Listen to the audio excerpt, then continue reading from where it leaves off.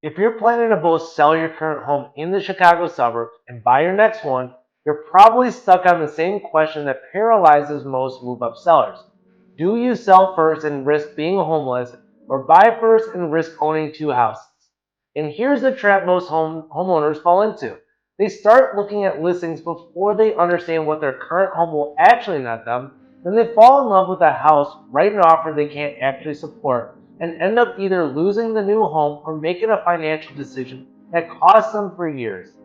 The sequencing question isn't a logistics problem, it's a financial planning problem disguised as one. So today I'm going to walk you through the real framework for deciding whether to sell first or buy first in the current suburbs market, what the risks are on each side, what tools exist to bridge the two, and the questions you need to answer before you commit to either path. If you want this broken down with the financial planning that you need before you make this call, I've put together a free seller's guide that walks you through every piece of the picture. The link is in the description and pinned in the comments below. Start there. I'm Sean Gimpert with O'Neill Property Group, and I work with the families across Naperville, Aurora, Oswego, and Plainfield every week on exactly this scenario. Let's get into it. The reason most homeowners get stuck on sell first versus buy first is they're treating it as a logistics problem. Where will we live in between, and what do we do with our stuff? How do we time the closings? Those are real questions, but they're the wrong starting point. The real question is financial, specifically two questions.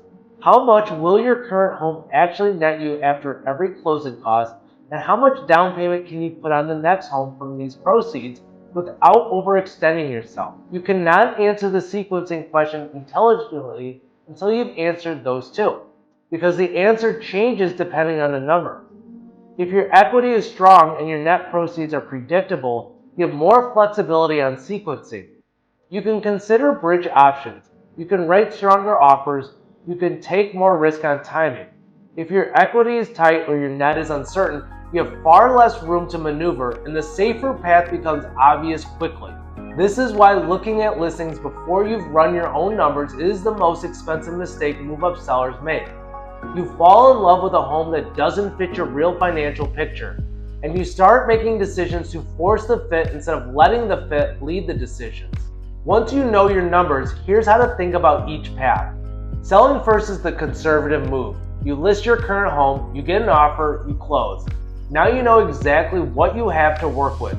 You know your net proceeds, you know your down payment, you know your purchasing power for the next home. The advantages are real. You're a non-contingent buyer when you go to write an offer, which makes your offer much stronger than buyers who still have a home to sell. In competitive situations, that can be the difference between getting the home and losing it. You also avoid the financial stress of carrying two mortgages, even temporarily. The risk is housing. If your home sells faster than expected and you haven't found your next one, you may need to rent temporarily, move in with family, or accept a longer closing on your sale to give yourself time. None of those are catastrophic, but they're the real considerations. And most sellers who are nervous about overextending themselves financially are best served by selling first.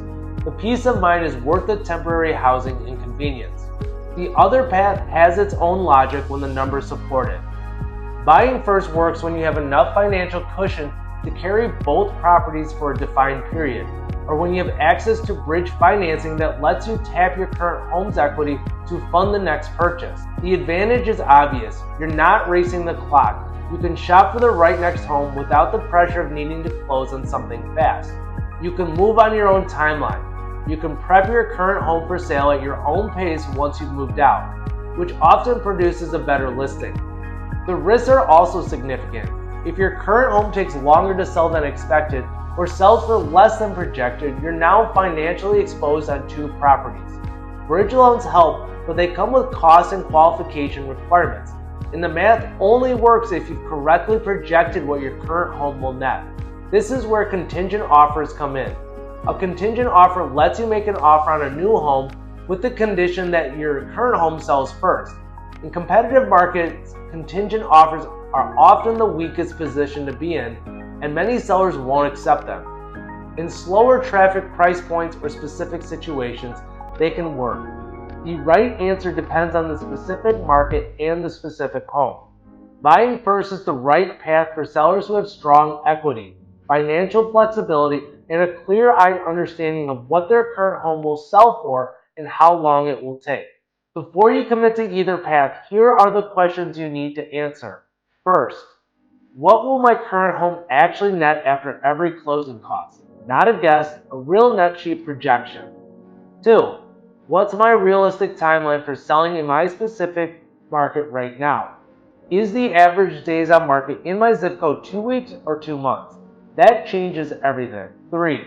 If I had to carry both properties for 60 days, 90 days or longer, could I do it without financial strain? Have a real number, not a hope. Question 4. What's my lender saying about bridge financing or about qualifying for the next home before my current one is under contract? Talk to them early. And question 5. What's my emotional bandwidth for risk? Two financially identical sellers can have completely different right answers depending on how they handle uncertainty. There is no shame in choosing the safer path. Answer those 5 questions before you write a single offer or list a single property. The right sequencing decision falls out of those answers. The Seller's Guide walks you through the full financial picture you need to make this decision clearly, including the net proceeds math, the realistic timeline projections for the suburbs market, and the questions to bring to your lender. It's free, the link is in the description, and it's the right starting point before you commit to either path. I'm Sean Gimpert with O'Neill Property Group. Thanks for watching, and whenever you're ready to talk through your specific situation, drop a comment or reach out directly.